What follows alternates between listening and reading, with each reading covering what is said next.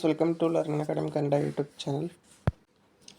ಮೊದಲ ಬಾರಿ ನಮ್ಮೊಂದು YouTube channel ನೋಡ್ತಾ ಇದ್ದಾರೆ ಅಥವಾ ಇಲ್ಲಿವರು ಸಬ್ಸ್ಕ್ರೈಬ್ ಮಾಡ್ತಿದ್ರೆ ಸಬ್ಸ್ಕ್ರೈಬ್ ಮಾಡಿ ಮತ್ತು ಸಪೋರ್ಟ್ ಮಾಡಿ ಅಂತ ಹೇಳ್ತಾ, ನಿನ್ನೆಯಿಂದ ನಾವು ಬೆಸ್ಕಾಮ್ನ ಒಂದು ಪವರ್ ಮ್ಯಾನ್ ರಿಸಲ್ಟು ಬಿಟ್ಟಾಗಿದೆ. ಬಟ್ ಇನ್ನೂ ಸಹ ವೆಬ್ಸೈಟ್ ಪ್ರಾಬ್ಲಮ್ ಎಷ್ಟಾಗಿದೆ ಅಂತಂತಂದರೆ ಓಪನ್ನೇ ಆಗ್ತಿಲ್ಲ. ಇನ್ನೊಂದೇನಪ್ಪ ಅಂತಂದರೆ ನಿನ್ನೆ ನೈಟ್ ಇನ್ನೊಂದು ರೀತಿಯಾಗಿ ಆಯಿತು. ಈಗ ಬೆಸ್ಕಾಮ್ ವೆಬ್ಸೈಟ್ ಓಪನ್ ಮಾಡಿದರೆ ಮೆಸ್ಕಾಮ್ ವೆಬ್ಸೈಟ್ ಓಪನ್ ಆಗ್ತಿತ್ತು. ಓಕೆ, ಇಷ್ಟೊಂದು ಸರ್ವರ್ ಪ್ರಾಬ್ಲಮ್ಮು ಇಲ್ಲಿ ಬರ್ತಾಯಿದೆ ಸ್ನೇಹಿತರೆ. ವೆಬ್ಸೈಟೇ ಏನಾಗ್ತಿಲ್ಲಪ್ಪ ಅಂತಂತಂದರೆ ಓಪನ್ ಆಗ್ತಾಯಿಲ್ಲ ಸ್ನೇಹಿತರೆ. ಓಕೆ, ನಿನ್ನೆ ನೈಟ್ ಏನಾಯ್ತಪ್ಪ ಅಂತಂದರೆ ಬೆಸ್ಕಾಮ್ದು ಓಪನ್ ಮಾಡಿದರೆ ಮೆಸ್ಕಾಮ್ ಓಪನ್ ಆಯಿತು. ಓಕೆ, ಈ ರೀತಿಯಾಗಿ ಯಾಕೆ ಆಗ್ತಾಯಿದೆ ಮತ್ತು ಇಲ್ಲಿ ಏನಾಗಿದೆ ಅಂತಂತಂದರೆ ಬೆಸ್ಕಾಮ್, ಚೆಸ್ಕಾಮ್ ಎಲ್ಲ ವೆಬ್ಸೈಟು ಸಹ ಸರ್ವರ್ ಬ್ಯುಸಿ ಆಗಿವೆ ಸ್ನೇಹಿತರೆ. ಓಕೆ, ಎಲ್ಲ ವೆಬ್ಸೈಟಲ್ಲೂ ಸಹ ಸರಿಯಾಗಿ ಓಪನ್ ಆಗ್ತಾಯಿಲ್ಲ. ಈಗ ಮೆಸ್ಕಾಮ್ ಓಪನ್ ಮಾಡಿದ್ರೂ ಹೋಗ್ತಾಯಿಲ್ಲ. ಚೆಸ್ಕಾಮ್ ಈಗ ಯಾವುದು ಸಹ ನೀವು ಟ್ರೈ ಮಾಡಿ ಆಗ್ತಾಯಿಲ್ಲ.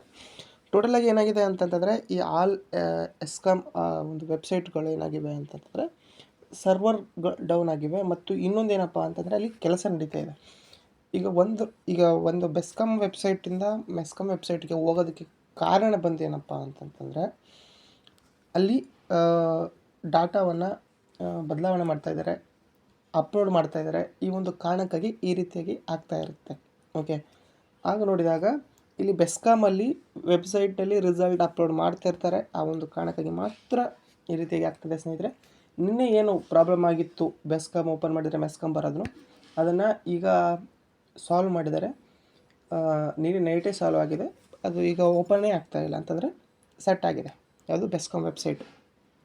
ಹಾಗಾಗಿ ನೆಕ್ಸ್ಟು ಏನಿದೆಯಪ್ಪ ಅಂತಂತಂದರೆ ನಿಮಗೆ ರಿಸಲ್ಟ್ ಬರುವಂಥದ್ದು.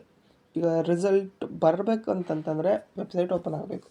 ಈ ವೆಬ್ಸೈಟ್ ಯಾವಾಗ ಓಪನ್ ಆಗುತ್ತೋ ನಿಮ್ಮ ರಿಸಲ್ಟ್ ಅವು ಬಂದಿರುತ್ತೆ ಅಂತಲೇ ಅರ್ಥ ಸ್ನೇಹಿತರೆ. ಓಕೆ, ಇದನ್ನು ಫೇಕ್ ಅಂತ ನೀವು ಕೆಲವರು ಕೇಳಿದರೆ, ಎಲ್ಲರೂ ಕೇಳಿಲ್ಲ. ಫೇಕ್ ಅಂತ 100% ಅಲ್ಲ ಸ್ನೇಹಿತರೆ, ಇದು 100% ರಿಯಲೇ. ಬಟ್ ರಿಸಲ್ಟ್ ಬಂದಿದೆ. ರಿಸಲ್ಟು ಸಹ ಇವತ್ತು ಇದು ಯಾವಾಗ ಓಪನ್ ಆಗ್ಬೋದು, ಇವತ್ತು ಓಪನ್ ಆಗುತ್ತಾ ಅಂತ ನಿಮ್ಮ ಕೆಲವೊಬ್ಬರ ಅಭಿಪ್ರಾಯ. ಓಕೆ, ಇದು ಇವತ್ತೇ ಓಪನ್ ಆಗುತ್ತೆ ಅಂತಲ್ಲ, ಯಾವುದೇ ಕ್ಷಣದಲ್ಲಿ ಓಪನ್ ಆಗ್ಬೋದು. ಇನ್ನೊಂದು 1 ಅವರಲ್ಲೇ ಓಪನ್ ಆಗ್ಬೋದು.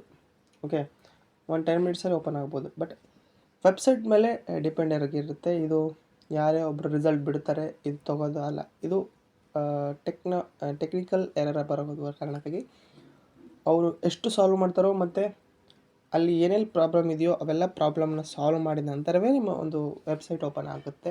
ಓಕೆ, ವರ್ಕ್ ಮಾಡ್ತಾನೇ ಇದ್ದಾರೆ. ಇದಕ್ಕೆ ನೀವೇ ನೋಡಿರ್ಬೋದು. ನಿನ್ನೆ ಒಂದು ವೆಬ್ಸೈಟ್ ಓಪನ್ ಮಾಡಿದರೆ ಒಂದು ವೆಬ್ಸೈಟ್ ಓಪನ್ ಆಯಿತು ಅಂದರೆ ಅಲ್ಲಿ ವರ್ಕ್ ನಡೀತಾ ಇದೆ. ಹಾಗಾಗಿ ಪ್ರತಿಯೊಬ್ಬರು ಸಹ ವೇಟ್ ಮಾಡಿ. ಖಂಡಿತವಾಗಿಯೂ ಸಹ ನಿಮ್ಮೊಂದು ರಿಸಲ್ಟ್ ಪ್ರಕಟ ಆಗಿದೆ, ಬರುತ್ತೆ. ಇವತ್ತು ಅಂತಲ್ಲ, ಇವತ್ತು ಸಾಯಂಕಾಲದಷ್ಟೊತ್ತಿಗೆ ಆಲ್ಮೋಸ್ಟ್ ಎಲ್ಲ ಕ್ಲಿಯರ್ ಮಾಡ್ತಾರೆ. ಯಾಕಂತಂದರೆ ರಿಸಲ್ಟ್ ಬಿಟ್ಟು 2 ದಿನಗಳ ಸಮಯ ಆಯಿತು. ಹಾಗೆ ಇವತ್ತು ಆಲ್ಮೋಸ್ಟ್ ಬರುತ್ತೆ. ವೇಟ್ ಮಾಡಿ, ಯಾವಾಗಾದರೂ ಬರ್ಬೋದು. ಬಟ್ ವೆಬ್ಸೈಟು ಓಪನ್ ಆಯಿತು ಅಂತಂದರೆ ಬಂದ ಹಾಗೆಯೇ ಇರುತ್ತೆ. ಹಾಗೆ ಈಗ ಸರಿಸುಮಾರು 1000-1500 ಜನ ನೋಡ್ತಾ ಇರ್ತೀರ. ಬಟ್ ಅಷ್ಟೊಂದೇನು ಸರ್ವರ್ ಮೇಲೆ ಏನೂ ಒತ್ತಡ ಬೀಳಲ್ಲ. ಒಂದೇ ಸಾರಿ ರಿಸಲ್ಟ್ ಈಗ ಕೆಲವೊಂದು ರಿಸಲ್ಟ್ಗೆ ಲಕ್ಷಾಂತರ ಜನ ನೋಡ್ತಾರೆ, ಅಂಥ ಟೈಮಲ್ಲಿ ಓಪನ್ ಆಗುತ್ತೆ. ಬಟ್ ಇದು ಯಾವುದೇ ರೀತಿಯಾಗಿ ಹೆಚ್ಚು ಅಭ್ಯರ್ಥಿಗಳು ನೋಡೋದ್ರಿಂದ ಬಂದಿಲ್ಲ. ಬಟ್ ಅದು ಅವರ ಕಡೆಯಿಂದನೇ ಬಂದಿರುವಂಥ ಒಂದು ಸರ್ವರ್. ಹಾಗಾಗಿ ಸಾಲ್ವ್ ಮಾಡ್ತಾರೆ ಸ್ನೇಹಿತರೆ ಅಂತ ಹೇಳ್ತಾ, ರಿಸಲ್ಟ್ ಬಂದೇ ಬರುತ್ತೆ. ವೇಟ್ ಮಾಡಿ. ಇದು ಇವತ್ತು ನೋಡಿತ್ತು. ಲೈಕ್ ಮಾಡಿ, ಶೇರ್ ಮಾಡಿ ಮತ್ತು ತಪ್ಪದೆ ಸಬ್ಸ್ಕ್ರೈಬ್ ಮಾಡಿ ಅಂತ ಹೇಳ್ತಾ ವಿಡಿಯೋ ಇಷ್ಟ ಆಗಿದೆ. ಧನ್ಯವಾದ. Thanks for watching.